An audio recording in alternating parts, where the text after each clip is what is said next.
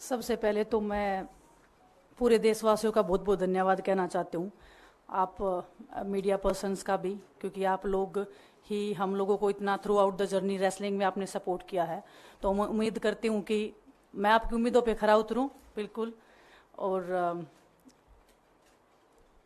Congress party का मैं बहुत बहुत धन्यवाद करती हूँ, क्योंकि जब बोलते हैं ना कि बुरे टाइम में पता लगता है कि अपना कौन है। जब हम रोड पे घसीटे जा रहे थे तो छोड़ के बीजेपी को देश में जितनी भी पार्टियां हैं वो हमारे साथ में थी, हमारे दर्द को समझ पा रही थी, हमारे आंसुओं को समझ पा रही थी।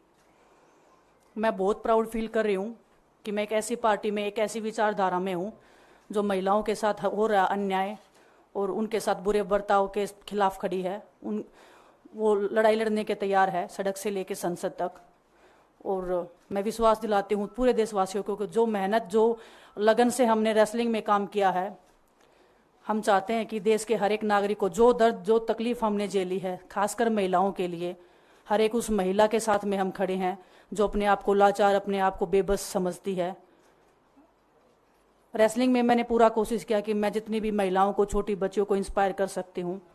मैं चाहती तो मैं जंतर मंतर पे रेसलिंग छोड़ सकती थी, और सभी लोग भी मान रहे थे, पूरा देश इस चीज़ को विश्वास कर रहा था, क्योंकि बीजेपी आईटी सेल ने उस चीज़ को साबित करने की कोशिश की थी कि हम चले हुए कारतूस हैं, हम ख़त्म हो गए हैं, हम पॉलिटिक्स कर रहे हैं। उन्होंने बोला मैं नेशनल नहीं खेलना चाहती, मैंने नेशनल चैंपियनशिप खेला। उन्होंने बोला ये ट्रायल्स दे के नहीं जाना चाहते, मैंने ट्रायल्स भी दिया।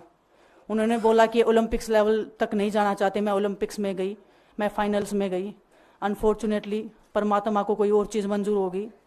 एक चीज़ मुझे पता है कि जब मेहनत आप करते हो तो ज़रूरी नहीं कि आपको उसी दिशा में मिले, कई बार दूसरी चीज़ों में भी आपको वो फल मिल जाता है।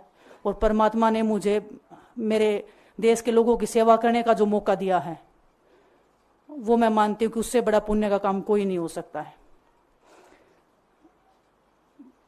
मेरे लिए बहुत प्राउड की बात है। बहुत एक मैं नई पारी की शुरुआत कर रही हूँ आज से।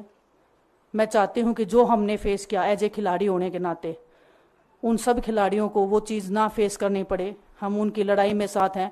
शायद उनको आज हिम्मत मिले कि जो पार्टियां पावर में रहती हैं शायद वो साथ में नहीं खड़ी हों, लेकिन उनके बहन भाई हैं जो उनके साथ में खड़े हैं। और हमें पता है स्पोर्ट्स में कितना गलत होता आया है, नहीं बोल पाते हैं खिलाड़ी।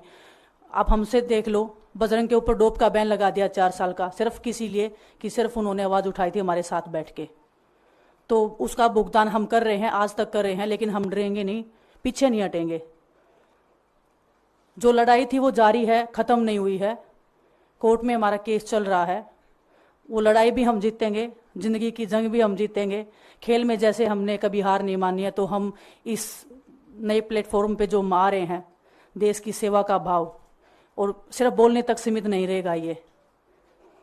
हम दिल से हमने खेल किया है और दिल से हम ये काम करेंगे, जी जान से मेहनत करेंगे, अपने लोगों के बीच में रहेंगे। जो भी हम अपने लोगों का भला कर सकते हैं, चाहे कितना ही % हमारे हाथ में होगा, वो हम करने की कोशिश करेंगे।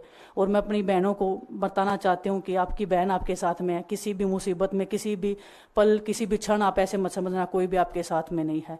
जब कोई नहीं खड़ा होगा तो मैं आपके साथ में ज़रूर खड़ी रहूँगी, कांग्रेस पार्टी आपके साथ में ज़रूर खड़ी रहेगी। ये हमने फील किया था, और मैं वादे से कह सकती हूँ, दावे से कह सकती हूँ कि बिल्कुल आपके साथ भी खड़े रहेंगे। बहुत बहुत धन्यवाद आप सबका।